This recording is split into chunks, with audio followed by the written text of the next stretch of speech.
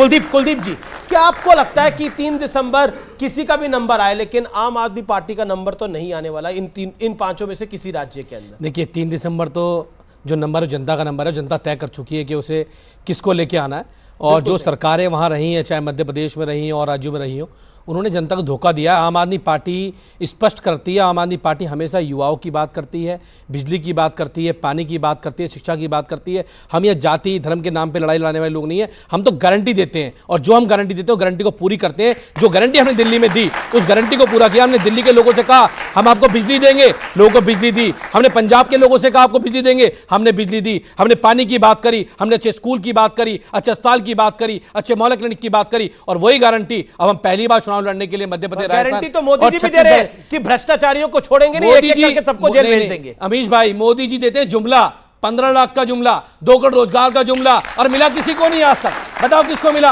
मोदी जुमला दिया, अगर उन्होंने सच्चाई कही होती तो लोग उनके साथ होते। उन्होंने केवल जुमला दिया है। तो मोदी जी जुमले देते हैं, अरविंद केजरीवाल गारंटी देते हैं, और जो गारंटी देते हैं उस गारंटी को पूरी करते हैं, चाहे वो दिल्ली हो चाहे पंजाब हो। तो इसलिए 3 दिसंबर को मुझे लगता है कि वहां की जनता जरूर आम आदमी पार्टी भरोसा करेगी। जहां जहां हमारे उम्मीदवार लड़ रहे हैं उनका सपोर्ट करेगी, क्योंकि हम लोग विकास की राजनीति करते हैं, काम की राजनीति करते हैं। इन्होंने 1 पे 1 फ्री की गारंटी भी दी थी क्या? इन्होंने तो गारंटी दी थी कि महिलाओं से पूछ के शराब के ठेके खोलेंगे, पंजाब को नशा मुक्त बनाएंगे, दिल्ली को नशा मुक्त बनाएंगे, दिल्ली को नशा युक्त बना दिया और प्रदूषण मुक्त बना दिया।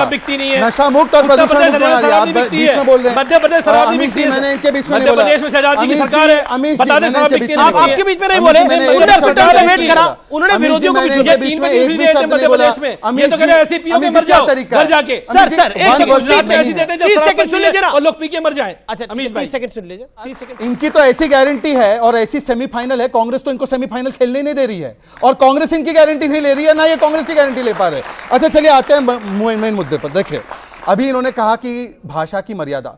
मैं हमेशा, मुझे अच्छा लगता है कि जब भाटी जी मेरे साथ होते हैं डिबेट में, ये एक बहुत ही अनुभवी व्यक्ति है। भाटी जी, आप उस समय पर मेरे से ज्यादा एक्टिव रहे होंगे। वाजपेयी जी को सदन के पटल पर सोनिया गांधी ने गद्दार कहा था, वहां पर दूर दूर तक मोदी जी तो थे भी नहीं। उस समय पर आपने विरोध किया था क्या? जब कहा था एक शेरनी 100 लंगूर, और 100 लंगूर में कौन थे? लोहिया, जेपी, मुलायम सिंह यादव, कांग्रेस के जो भी विरोधी दल थे, बीजेपी के बड़े नेता वाजपेयी जी, अडवाणी जी, 100 लंगूर कहा था, तब आप कहां थे? और मैं आपसे एक चीज पूछना चाहता हूं, आप मुझे सिर्फ इतना बता दीजिए। हाँ, चिकमंगलूर। अरे भाई छोड़ो अखिलेश।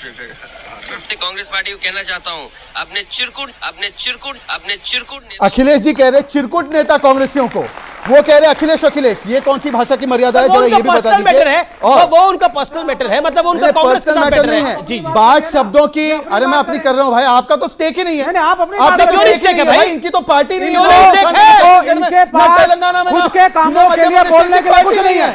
इनकी पार्टी आपके पास सुन लीजिए, इनकी पार्टी कहाँ है? अच्छा, इनकी एक कॉमरेड थी, वो कॉमरेड भी छोड़ देना चाहिए जम्मू कश्मीर से। इनकी एक जम्मू कश्मीर की शैला राशिद कॉमरेड भी छोड़ दी। और सुन लीजिए आखिरी बात, ऐसे थोड़ी होता है। मेरी आखिरी बात समाप्त होने दो, उसके बाद आपको आगे मौका देता हूं। देखिए भाई, विवेक 30 सेकंड। ये रूलिंग पार्टी के प्रवक्ता हैं, इनके पार्टी की सरकार है केंद्र में, इनको रोल मॉडल होना चाहिए, इनको खुले में बोलना चाहिए। मैं भाजपा से हूं, ये मेरी सरकार है, ये मेरे काम है। लेकिन ये क्या बात कर रहे हैं? ये कह रहे हैं मेरा कोई काम नहीं, ये आम आदमी पार्टी में कमी, वो समाजवादी में कमी, ये लेफ्ट में कमी, ये कांग्रेस में कमी, ये लड़ रहे हैं, 30 सेकंड हो गए। अमित जी 30 सेकंड हो गए। जी क्या है आपकी उपलब्धि? सुन लेते अमित जी, 5 राज्यों में जहां पर हमारी सरकार है, मैंने तो उसके काम गिनवा दिए, परंतु जो बाकी राज्यों में इनकी सरकारें हैं, राजस्थान के काम हम नहीं पूछेंगे क्या? राजस्थान में नहीं पूछेंगे पेपर लीक क्यों है, राजस्थान में ये नहीं पूछेंगे महिला उत्पीड़न में नंबर 1 क्यों है, छत्तीसगढ़ में नहीं पूछेंगे इतना घोटाला क्यों हुआ, गोबर में भी घोटाला, गोठान में भी घोटाला, भर्ती में घोटाला। परंतु मेरा सवाल इनसे ये, देखिए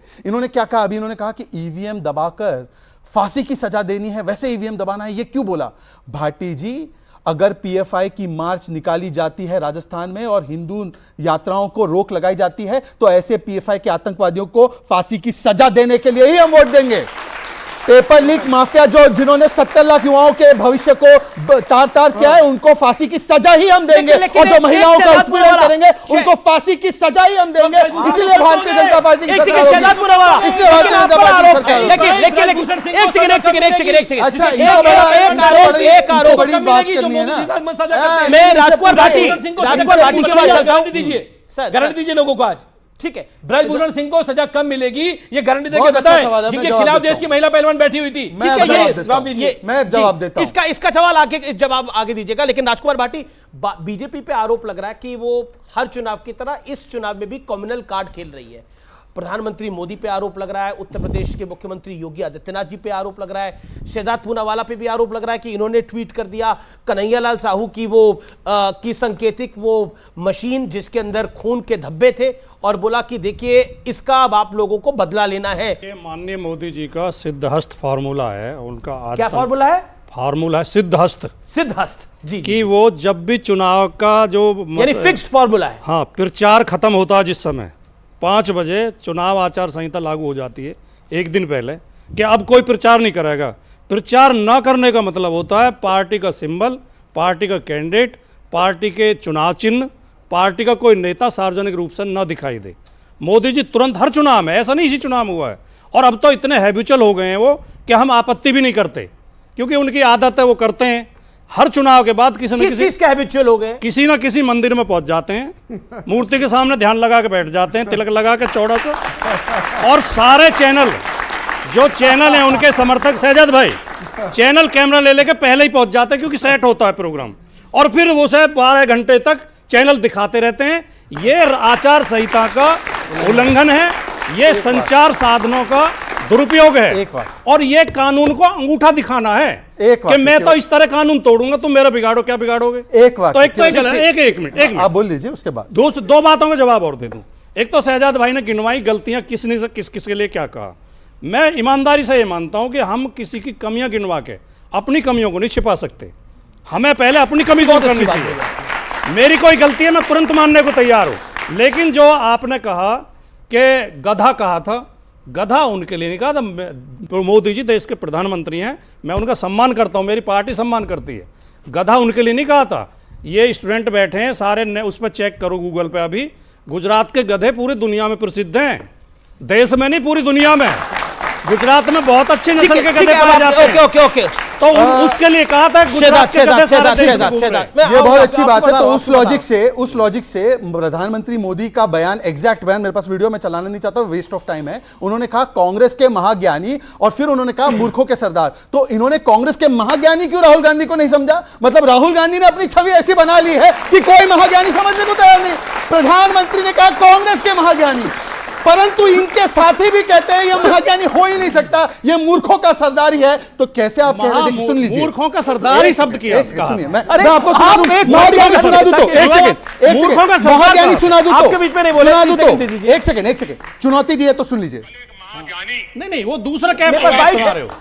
नहीं, मैं सुना देता हूं। एक सेकंड, मैं भी सुना। महाज्ञानी सुन लीजिए, मैं कभी झूठ नहीं बोलता। कांग्रेस के कह रहे थे, सुन लीजिए पूरा कि प्लीज। भारत के पास, यहाँ यही के है। सब लोगों के पास made in China mobile phone होता है। अभी एक सुनो। महाज्ञानी कांग्रेस के कह रहे थे कि आप सबके पास made in China mobile phone होता है।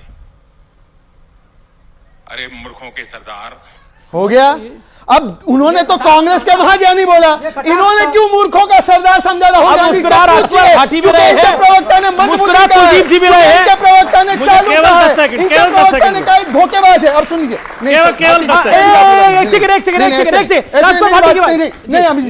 उन्होंने लंबा बोला, मेरी बात हो जाने दीजिए। देखिए, ऐसे नहीं, देखिए एक एक करके। अब भाषा की बात कर रहे हैं तो कह रहे गुजरात के गधे बहुत फेमस है। तो बताइए, जब जया प्रदा जी के लिए आजम खान ने इनरवेयर को लेकर बोला था, उसका भी तर्क देंगे क्या? अबू आजमी ने जो महिलाओं को लेकर बोला था, और शफीकुर रहमान बर्क ने, जब हमने महिलाओं की एज, मैरिज एज 18 से 21 की थी, तो बहनें, बेटियों, सुनो क्या बोला था उन्होंने? बोला था यह आवारा है। उसके लिए क्या तर्क है आपका? बताइए आप मुझे।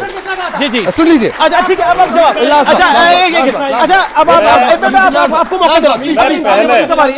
मैं पहले ही कह चुका हूं, किसी ने अगर गलत बोला है, चाहे वो मेरी पार्टी क्या कार्रवाई हुई? गलत है तो गलत है। लेकिन एक बात, सरदार वाले हाँ, आपने महाज्ञानी क्यों नहीं लिया? ये तो लॉजिकल बात है ना। मूर्खों का सरदार, मैं उसी का जवाब दे रहा हूं। वो है जिसने किसी ने भाषा विज्ञान पढ़ा हो, शब्द की 3 शक्तियां होती हैं, अभिधा, व्यंजना, लक्षणा। शक्ति लक्षणा भी होती है, अर्थ जो लाक्षणिक होता है। अगर हम किसी को महाविद्वान कहते हैं, कई बार उसका अर्थ मूर्खी होता है, उसमें लाक्षणिक अर्थ लीजिए आप। और फिर मुझे पता है कांग्रेस से बदला ले रहे हैं, लेकिन ऐसा बदला ना ले। देखिए, मुझे पता है कांग्रेस ने आपको कांग्रेस ने आपको इस बार चुभाया है, लेकिन इतना भी मत फिर चुभाइए। उसके बाद मूर्खों का सरदार भी बोला। ठीक है, अरे आप मूर्खों के सरदार। देखिए प्रोफेसर, आप पे समझा वो रहे हैं। नहीं मैं पर असल भाषा बात पे जो एक्सप्लेनेशन दिया है, मैं कई बार ये तस्वीर जानी चाहिए भाई। मैं कई बार ये बोला हूं कि राजनीति में व्यंग चलते हैं, अभिधा लक्षणा और व्यंगना हमको बिल्कुल प्रयोग करना चाहिए, लेकिन इस प्रकार की भाषा का प्रयोग। इस संदर्भ में क्या थी? आप प्रोफेसर हैं, वो दोनों तो नेता हैं। थोड़ी देर के लिए आप अपना राजनीतिक पृष्ठभूमि को थोड़ा पीछे करिए। इसमें क्या था? ये तारीफ थी या कान को उल्टा पकड़ना था? देखिए ये क्या था? ये व्यंजना की भाषा थी और सब कोई ये मैं जानता कह है रहा कि हूं, राहुल बिल्कुल गांधी पर सही राहुल गांधी पर प्रयोग किया हुआ था, इसमें कोई जाने। अरे अब आप ये कोई चीजें होती है ना, एक हम लोग मैथमेटिक्स में पढ़ते थे स्वयं सिद्ध प्रमेय, तो जैसे ही प्रधानमंत्री जी ने कहा महामूर्खों का सरदार, इति सिद्धम। तो वो स्वयं सिद्ध प्रमेय की तरह सारे जनता लोगों ने वैसे ही लिया है। दूसरी बात मैं कहना चाहता हूं जो महत्वपूर्ण बात है, देखिए मुझे लगता है कि जो 2024 का चुनाव था, अभी था नहीं, माने आने वाला है, जी जी जी, उसकी पटकथा एक तरीके से मथुरा से प्रधानमंत्री ने लिखना शुरू कर दिया है। और मैं इसलिए ऐसा कह रहा हूं कि कहीं न कहीं जो ये संकल्प था हिंदू समाज का, हिंदू संतों का, कि हम ये तीनों मंदिर मुक्त कराएंगे, तो काशी और मथुरा दोनों के मुक्ति के आंदोलन से जुड़े हुए जो लोग थे, प्रधानमंत्री जी ने वहां जाकर के कहा कि भगवान का विराट दिव्य दर्शन जो है आने वाले दिनों में आप देखेंगे, यानी कि मथुरा के उद्धार का रास्ता मुझे न कहीं लगता है कि वो प्रबल होगी, बलवती होगी, और 2024 में जो है इस तक मुझे लगता है कि उससे पहले पब्लिक के सवाल कोई